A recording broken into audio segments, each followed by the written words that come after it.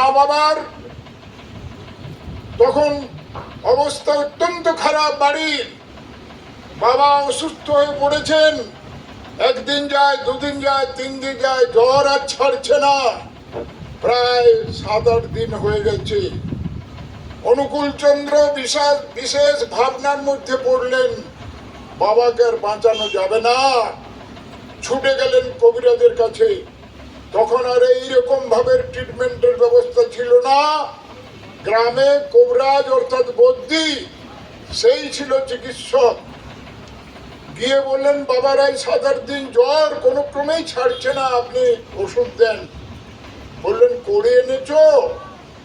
কড়ি দাও। বললেন, কড়ি তো আমার কাছে নাই। না, তাহলে ওষুধও নাই। তিনি বিমর্ষ মুখে ফিরে আসলেন।